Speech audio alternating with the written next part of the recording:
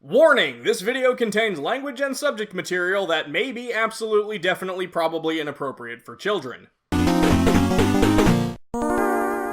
Marvelous hello, friends and loved ones, how are you today? And welcome to the very first entry in a new annual series that I'm calling Saintstember, where I will be taking a look at every entry in the Saints Row series, for the most part, throughout various Septembers. So, let's go ahead and get things started where it all began, on the Xbox 360 with the original Saints Row.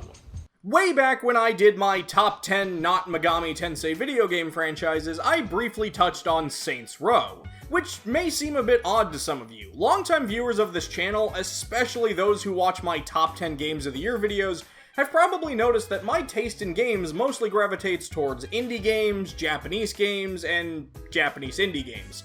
I certainly don't have anything against AAA Western titles, they just tend to not hold my attention for very long. So, how did I get into Saints Row of all series? Well, like many good things in my life, I owe it to Persona 3.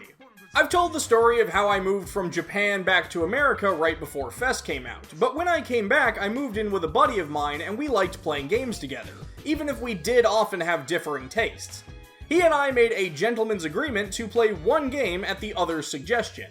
I had him play Persona 3, and he had me play Saints Row.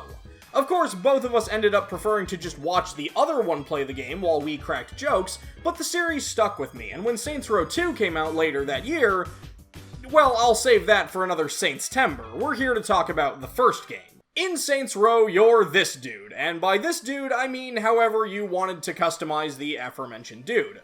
You're walking along, minding your own business, when suddenly you get sucked into a bit of a kerfuffle involving three different gangs that just plain don't like each other.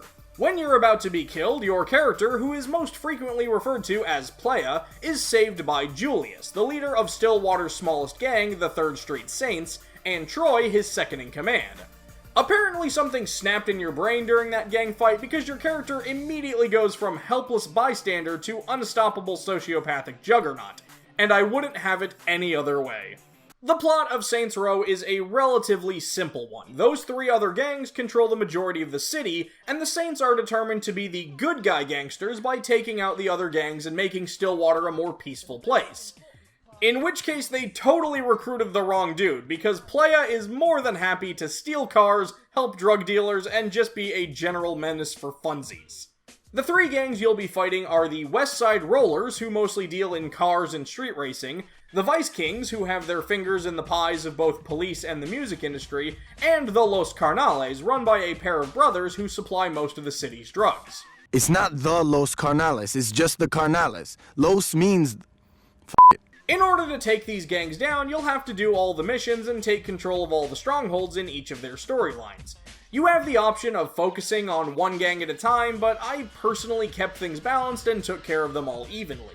As you go through these stories, you'll be introduced to all of the other Saints. Helping you take down Benjamin King of the Vice Kings is fan-favorite character Johnny Gat, who likes killing people, and is best known as a playable fighter in the hit indie fighting game Dive Kick. Because yes, even in a review of a major AAA series, you bet your butt I'm gonna plug an indie game. For Los Carnales, you're dealing with the Lopez brothers, Hector and Angelo, with Dex and Troy offering most of the support, and on the Roller story, you've got Lynn, who may be one of the worst undercover agents I've ever seen. It's pretty easy to get caught when you sabotage a mission that only 4 people knew about. Lynn. On the subject of characters, one thing I definitely want to give this game credit for is they have an amazing cast bringing their voices to these characters.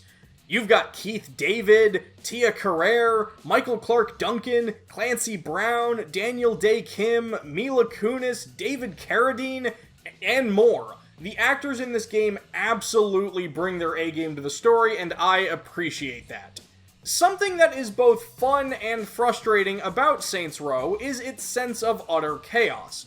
For example, on the mission where I had to kill the head of the Rollers, William Sharp, the game wanted me to chase after him and gun down his car, and this was a very frantic and fast-paced mission. Or I could also just do this. Drop all them sucker lines. In another mission where I had to chase down and destroy a guy's car, I got lucky because he flipped himself over, so I just shot him. The point is, for better or worse, you can do the same mission multiple times with no guarantees that the outcomes will even be remotely the same. Also, I don't know who was in charge of balancing the difficulty on some of these missions, but it never feels like there's a proper ramp up, and it's especially noticeable in the final missions for each gang. Los Carnales' final mission is one of the hardest parts of the entire game, as you have to shoot tiny targets that are firing rockets at the car that Dex doesn't drive very well. The final mission for the Rollers has you driving along the freeway at high speeds trying to destroy an entire carrier truck with a pea shooter. I'm pretty sure the only reason I beat this mission was because in one run my car got stuck to his with a glitch, so I was able to just shoot him while he did the driving for me, and when his truck was about to blow up, I just hopped out. But then the final Vice Kings mission is basically just a stronghold, and not even one of the harder ones. I lost track of how many tries it took me to do the Carnales and Rollers missions, but Vice Kings I got on my first try, and didn't even have to shove a single giant burger into my mouth to stay alive. One minor complaint I have about Saints Row 1 is there are no in-mission checkpoints. On one hand, I understand the argument that because assuming nothing goes wrong, the missions are all so short you don't really need them. But on the other hand, so many of the missions in this game open up with a section of driving monotonously from the church to wherever the shooty and or drivey action is supposed to take place. And when crap hits the fan, having to repeat these drivey parts is just tedium. However, Saints Row doesn't want you to just be able to breeze through every mission in the game. You've got to earn enough respect first. The best way to earn respect is by taking part in any number of the activities you'll find throughout the city. These range from the Hitman missions, where you have to track down specific randomly spawning Stillwaterians and kill them with just the right weapon, which you probably won't have on you when you do see them. You've got Snatch, where you steal prostitutes away from the bad pimps and bring them back to whatever brothel hired you so they can be employed by the good pimps, the ones that are paying me, and Mayhem events, where they supply you with all the weapons and ammo you need to cause as much property damage as possible. Except what they give you is randomized, so if you don't get infinite rockets, you may as well just kill yourself and start over. Which, by the way, while there is a retry button for missions, there is no retry button for activity, so when you die, you've gotta hoof it from the hospital back to the event starting point, which gets really frustrating sooner rather than later. My favorite thing about these events are the cutscenes you get at the very start of them that basically introduces you to whatever character you'll be working for and why you're doing these things in the first place. Some of these characters are really memorable, and even come back in later games, like Tobias, the most violent hippie in the world, and Mr. Wong, who I'm convinced is the only person in Stillwater more hardcore than we are. For completing all 8 levels of each event, you do get a cool reward, as well as an extra cool reward for completing all 3 paths of the activity. I do wish we could have gotten another cutscene with our intro character or something, just to provide a little bit more context for this. The number one activity that I do recommend doing, boring as it may be, is the tagging event. Throughout the city, there are 75 graffiti tags, and even using a map and a guide, it'll take you a few hours to get them all. But the reason why I recommend doing it is because your reward for hitting all 75 tags is infinite sprint. And since you can basically complete the tags almost from the very start of the game, I recommend doing it. Not only will you earn enough respect to do plenty of story missions, but also infinite sprint saved my butt on quite a few missions in the most hilarious way.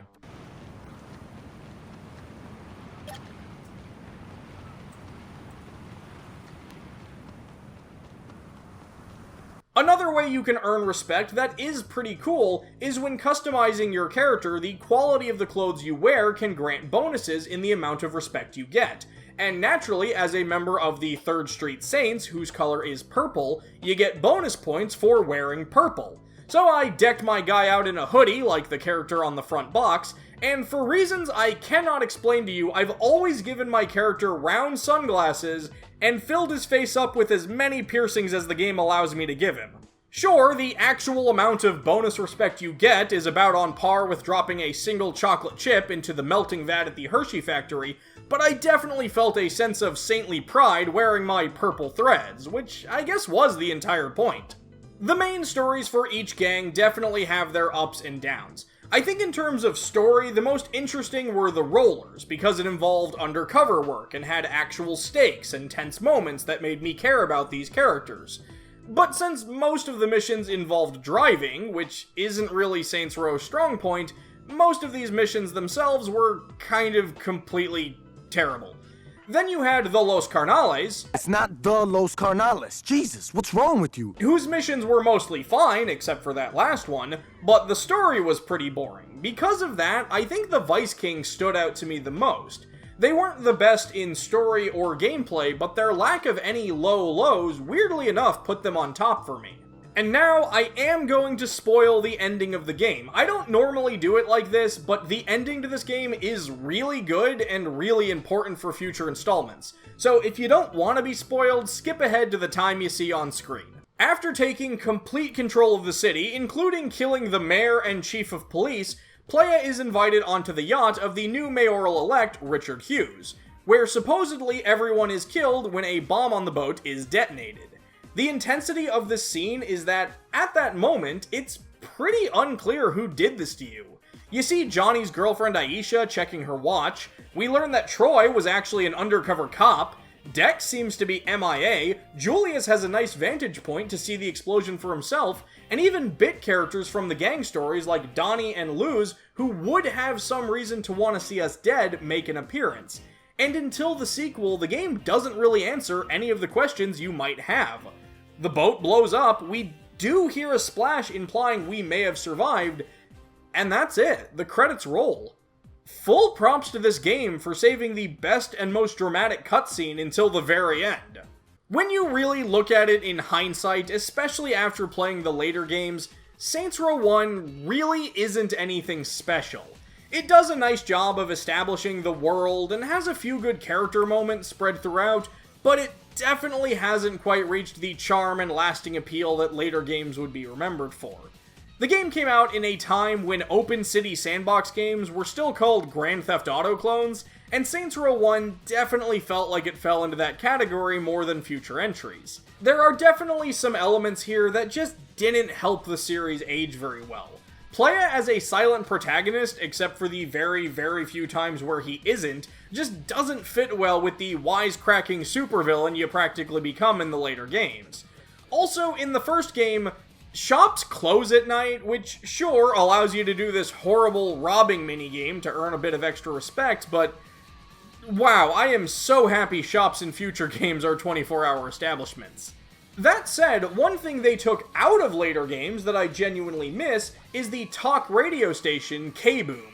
You've got the Mike and David Show, a satirical take on conservative talk radio that may hit a bit too close to home in today's political climate. I definitely know some folks who would think these guys have unironically good ideas, but to me the best thing were the commercials. The wacky radio ads for shops and businesses throughout Stillwater probably made me laugh more than anything else in this game. You've got Crazy Carl advertising his pawn shop on the fence. I'm Crazy Carl, and if you can buy musical instruments, jewelry, or electronics for less, I'll fill my pants with shrimp and jump in the shark tank! Oh, Christ, it's bloody cold! And my absolute favorite is this dude for the barbecue joint, Ribs for Her Pleasure, who gives 110%, and I still quote bits of this commercial on a regular basis. Inhale the pungent scent of our oven-baked cornbread, barbecued baked beans, and fresh corn on the cob. And just when you thought you couldn't smell any more, we present a Ribs for Her Pleasure dessert menu so large that if dropped from a great height, it would kill a small child. Come to Ribs for Her Pleasure and witness our satisfied diners who end up chained to their chairs to keep them from ripping open their bellies to eat our delicious food for a second time. And all without lifting a finger. Well, dang, shoot, I'd eat there. I'm guessing they got rid of K-Boom because in later games they started getting more and bigger songs, and they probably wanted us to listen to those since they paid money to get them, while they also didn't have to spend hours and hours writing the hours and hours of talk radio dialogue. So I definitely see how it could be a win-win on their part to get rid of the talk radio station. At the end of the day, I do want to hammer home that Saints Row 1 is not a bad game. It just doesn't shine very brightly on its own. I think whoever is in charge of the series distribution agrees with me, because I'd say there's a reason why this is the only entry that's still exclusive to the Xbox 360. If the game ever got a proper remake that upgraded the mechanics and gameplay to the newer titles, I think it'd be a more enjoyable experience, but for anyone who knows Saints Row as the series where the president fights off alien invaders with a dubstep gun, the original could be brought back with the best gameplay in the entire series, and its story would still seem weirdly quaint and low stakes in comparison. Speaking of the Xbox 360, while I do own the entire series for it, while recording this game, my 360 finally suffered the infamous red ring of death after all these years, and it was only thanks to my buddy I mentioned earlier who got me into Saints Row in the first place that I was able to get a replacement system. So this episode wouldn't have been possible without him, so if you could all give a thanks Greg down in the comments, it'd be appreciated. Rather than tempt fate, I might pick up the other games for a different console when I do future videos in this series. I haven't decided yet.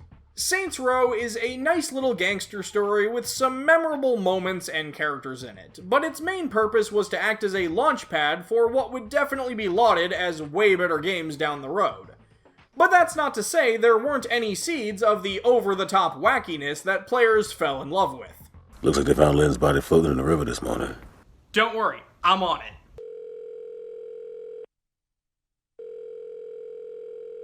Brains!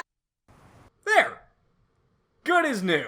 Hey everyone, thanks for watching my video. If you liked it, be sure to click like, but if you really liked it, don't forget to subscribe so you don't miss out on any future videos. Extra special thanks to all my friends and loved ones over on Patreon, which you can pledge to today to see your own name in these ending credits. Thanks again for watching, and until next time, take care.